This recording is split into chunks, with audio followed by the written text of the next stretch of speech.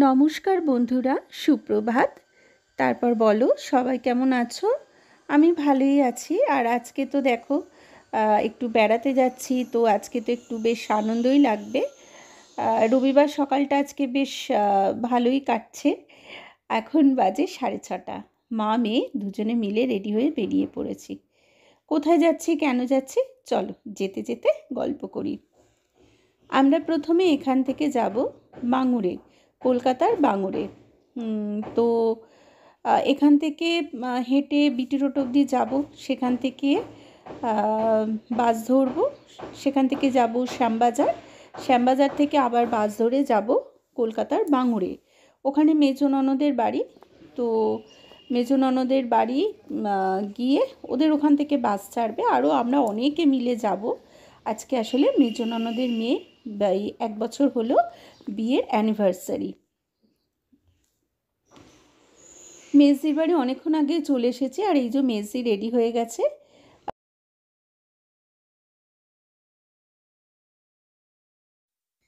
এই মেজো দিদির বড় মেয়েরই অ্যানিভার্সারিতে যাচ্ছি কাঁথিতে। আর এই দেখো মেজদির হাতে তৈরি বাগান ছাদের ওপর। এটা ফ্ল্যাটের ছাদ, মানে 4 তলায়, কিন্তু কি সুন্দর গাছ করেছে দেখো দিদি। তো দিদি ঘরে তালা লাগাচ্ছে। আমরা উঠে পড়েছি বাসে। বাসে সবাই এখনো আসেনি, এক্ষুনি বাস ছেড়ে দেবে। আমাদের এইখান থেকে, মানে এই বাঙুর থেকে কাঁথি যেতে কম করে প্রায় 4.5 ঘন্টা তো লাগবে। আর মাঝখানে আমরা এই যে তন্নি এখানে বসে আছে। বাসের ভেতরটা বেশ গরম, এখন বাজে 9:15, কিন্তু বেশ গরম। ওই জন্য সোয়েটার টুপি সবই খুলে ফেলেছে তন্নি। আর আমরা মাঝখানে আমি একটু মাঝখানে ছবি তুলে নিলাম। আমরা মাঝখানে কোলাঘাটে একটুখানি থামবো।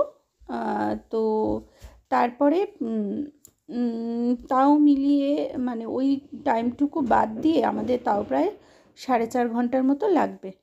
চলো যেতে যেতে আরও গল্প করি।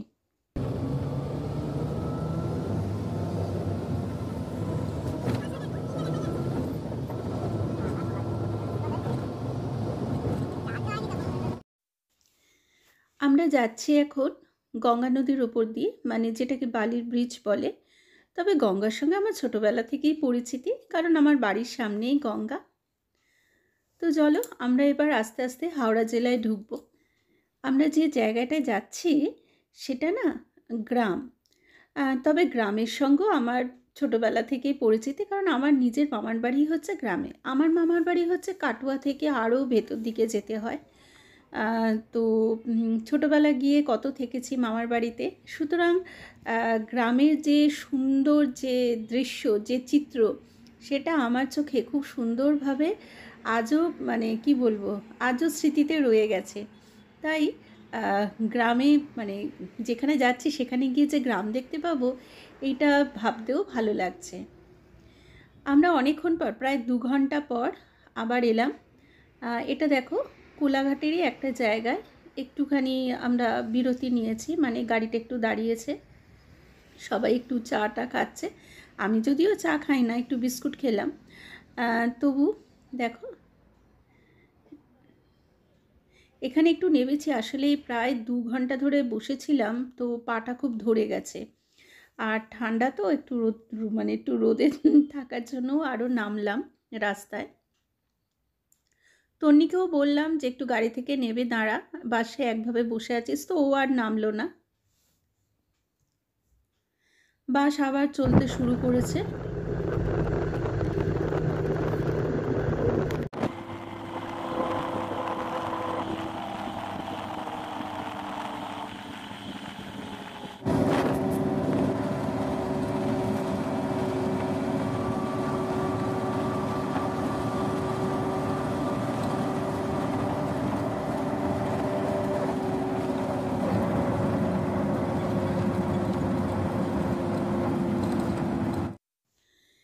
কাঁথিতে আমরা ঢুকে পড়েছি অনেকক্ষণ আগেই। তবে এই এখন থেকেই রাস্তাটা একটু ভাগ হয়ে গেল। সোজা চলে গেলে মানে এই জায়গাটাকে বলা হয় সম্ভবত সেন্টার বা কিছু একটা বলে। তো এখান থেকে সোজা চলে গেলে পাবো দীঘা, কিন্তু বাসটা আমাদের ডান দিকে ঘুরে গেল। আমরা এখন যাচ্ছি 7 মাইল বলে একটা জায়গায়। তো কাঁথি ছাড়িয়ে তো দীঘা, এটা পূর্ব মেদিনীপুর। তো দীঘার ওদিকে না গিয়ে বাসটা এদিকে চলে এলো। আর আমরা এখন যাচ্ছি, এই জায়গাটার নাম হচ্ছে 7 মাইল। মানে 7 মাইল মানে 7 মাইল রাস্তা নয়, জায়গাটার নামই হচ্ছে 7 মাইল। কি ভালো লাগছে এই গ্রামের দৃশ্যগুলো দেখতে, ছোটোবেলাকার কথা মনে পড়ে যাচ্ছে।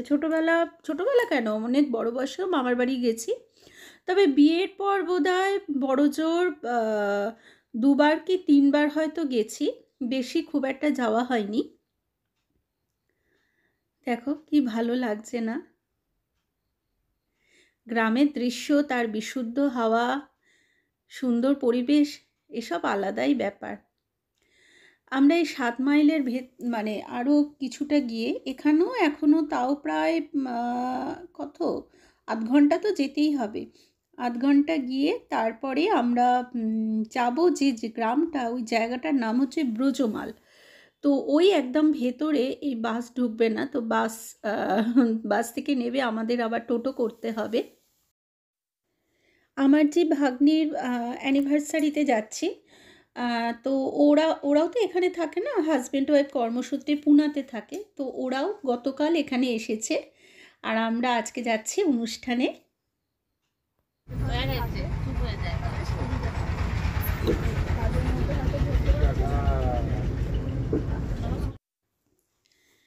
নেমে পড়েছি আমরা বাস থেকে।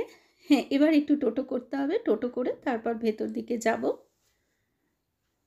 তো সেই জন্যই টোটোর অপেক্ষায় আছি, একটা টোটোতে তো হবে না, 2-3টে লাগবে। অবশেষে এসে গেছি ভাগ্নির বাড়িতে, আর এই যে লাল শাড়ি পরে বসে রয়েছে ওই আমার ভাগ্নি, আমার মেজ ননদের মেয়ে, আর ওরই অ্যানিভার্সারি আজকে। তো আমরা আসার পর আমাদের সাথে গল্প করছে, আর এখানে আমরা আরও সবাই বসে আছি।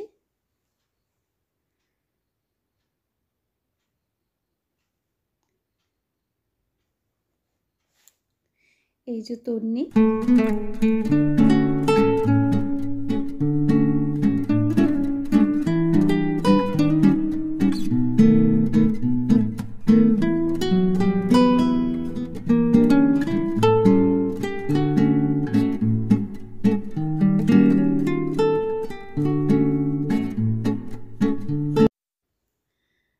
অনেকক্ষণ পর জামাইয়ে দেখা পেলাম।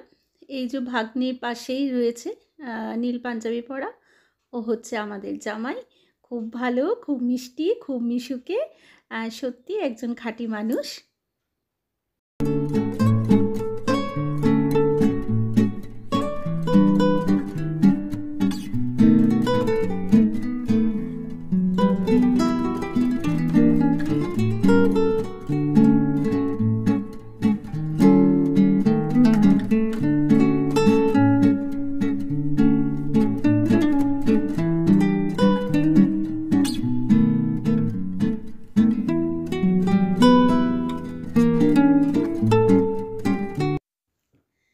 সারা বাড়ির মধ্যে এই ঠাকুরঘরটা আমার ভীষণ ভীষণ ভালো লাগছে। আমি অনেকক্ষণ ধরে দাঁড়িয়ে দাঁড়িয়ে দেখছিলাম, কি সুন্দর দেখো, সাজানো গোছানো একটা ঠাকুরঘর। বাড়ির মধ্যে এরকম একটা সুন্দর ঠাকুরঘর থাকলে মনটা তৃপ্তিতে ভরে যায়। সুন্দর লাগছে তাই না? আমার তো ভীষণ ভালো লাগলো এই ঠাকুরঘরটা।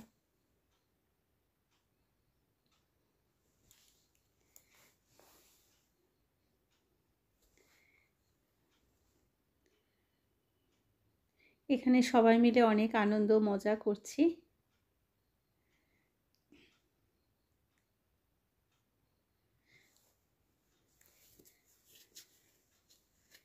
বাড়িটাও বেশ সুন্দর, দেখে মনে হচ্ছে না যেন আমরা একটা গ্রামের মধ্যে রয়েছি। চলে এসেছি ছাদে, অ্যাকচুয়ালি খেতেই এসেছি ছাদে, ছাদেই খাওয়া দাওয়ার ব্যবস্থা হয়েছে। তো ছাদে এসে চারপাশটা দেখে আমার কি ভালো লাগলো বলো। এই যে বাড়ির সামনে যে জায়গা জমিগুলো দেখা যাচ্ছে, এগুলো সব ওদেরই। তো আমি সেগুলোই দেখছিলাম। এদিকে একটা পুকুর, ওদিকে পুকুর। তাছাড়া না এই যে যখন টোটো করে আসছিলাম রাস্তার এধারে এধারে ওধারে প্রচুর পুকুর এখানে, বেশ ভালো লাগে। আজকাল তো আমাদের শহরে খুব একটা পুকুর সেরম দেখাই যায় না। ছর্দি আর মেজদি দুজনে বসেছে, আর এদিকে আমি আর তন্নি বসেছি। ইচ্ছা করেই একটু রোদের মধ্যে বসলাম, ঘরের ভেতরে একটু ঠান্ডা ঠান্ডা লাগছিল আসলে। পাতা পড়ে গেছে, নুন লেবু পড়ে গেছে, স্যালাডও পড়ে গেছে। আজকের মেনুতে আছে ভাত, আর হচ্ছে তোমার ডাল, আর হচ্ছে মুসুর ডাল পেঁয়াজ দিয়ে, যেটা খুবই ভালো লাগে খেতে, আর হচ্ছে আলু ভাজা, তার সাথে ফুলকপির রোস্ট, পাবদা মাছ, এমনি আর একটা কী যেন মাছ, আর মাটন, আর তার সাথে হচ্ছে তোমার চাটনি, পাঁপড়, রসগোল্লা, দই, সন্দেশ। চলো, পাতে ভাত পড়ে গেছে, এবার খেয়ে নিই আগে। হ্যাঁ, খাওয়া তো কমপ্লিট হয়ে গেছে, দাওয়াটা বাকি, মানে যাকে বলে একটু রেস্ট। তো সবাই ভাগ্নির ঘরে বসে একটু রেস্ট নিচ্ছি, সাথে একটু গল্প গুজবও করছি। সকলের খাওয়া হয়ে গেছে, এবার এই অনুষ্ঠানটা বাকি ছিল। 1 বছরের অ্যানিভার্সারি, তাই একটু মালা বদলটাও আবার হয়ে গেল।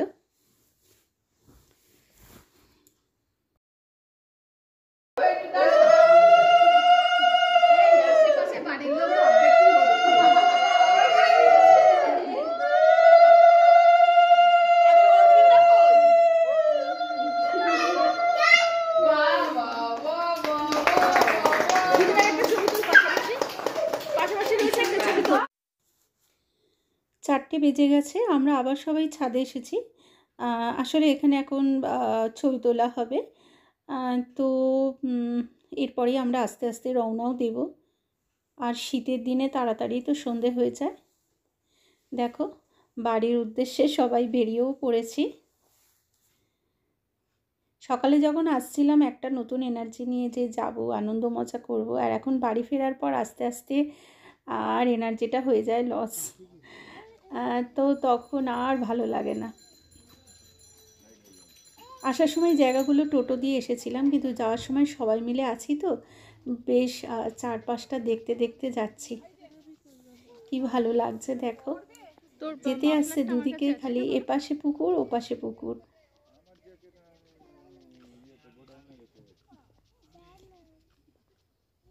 প্রকৃতির যে এত সুন্দর রূপ, এত বৈচিত্র্য, গ্রামে না এলে সহজে তা দেখা যায় না। শহরের সৌন্দর্য একরকম, গ্রামের সৌন্দর্য একরকম। তবে শহরে ইটকাট পাথর, কলকারখানা ধোঁয়া, গাড়ি ঘোড়ার আওয়াজ, এই সবের মধ্যে প্রকৃতি যেন কোথায় হারিয়ে গেছে। তাই প্রকৃতিকে চাক্ষুষ দর্শন করতে এলে এই গ্রামেই আসতে হবে। তাছাড়া সভ্যতার শুরুতে তো গ্রামই গড়ে উঠেছিল প্রথম, তারপর আস্তে আস্তে গ্রাম থেকে শহর গড়ে উঠল। তাই গ্রামকে অবহেলা করে মানে প্রকৃতির সৌন্দর্য উপভোগ করা অসম্ভব।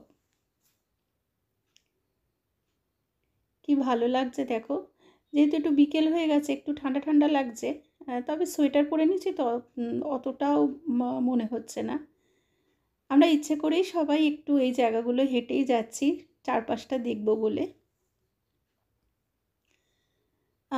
ভাগ্নির বৌভাতে যখন এসেছিলাম, তখন বৌভাতটা ওদের যেহেতু আলাদা বাড়ি ভাড়া করে হয়েছিল, এবং সেই কারণে এখানে আর আসা হয়নি।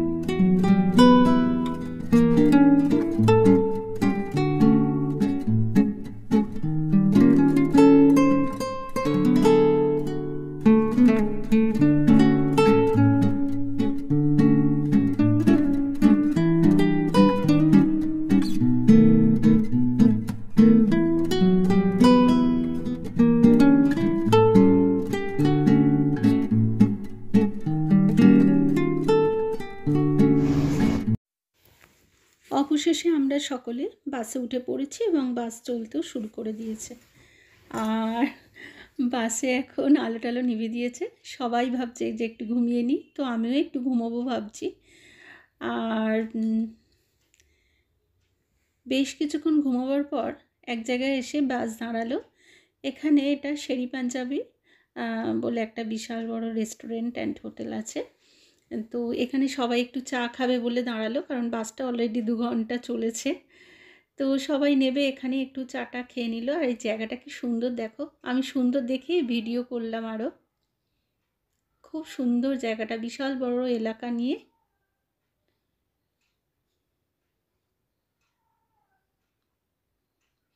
এই জায়গায় একটা মাছের অ্যাকোরিয়াম আছে, কি বিশাল বড় বড় মাছ।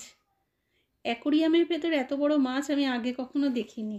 তো যাই হোক, জায়গাটা খুব ভালো লাগলো। অবশেষে আমরা নেমে পড়েছি বাঙুরে। এখন বাজে রাত্রি 11:15। তো এত রাত্রে তো আর আমরা মা মেয়ে দুজনে বাড়ি ফিরতে পারবো না, তাই আজকে রাতটা মেজদির বাড়িতেই থাকবো। কাল সকালে আমি আর তন্নি আর ওদিকে ছর্দি আর ছোটো জামাইবাবু ওরাও আছে, তো সবাই একসঙ্গে ফিরবো। চলে এলাম পরের দিন সকালে, ট্রেনে বসে আছি। আর খুব একটা ঠান্ডা লাগছে না, এখনও 10টা বাজেনি। ট্রেন থেকেও নেমে পড়েছি, তারপর সোদপুর স্টেশন থেকে অটো ধরে আমাদের বাড়ির সামনে নেমে পড়েছি। আর বলা হয়নি, তন্নির বাবা যায়নি, কারণ ওর ঠাকুমাকে একা রাখা যাবে না, সেই জন্য তন্নির বাবা বাড়িতেই ছিল। তো চলো আমরা এবার বাড়ি যাই। আর এখন 10টার মতো বাজে। তোমরা জানিও কেমন লাগলো ভিডিওটা। আজ তবে আসি, টাটা।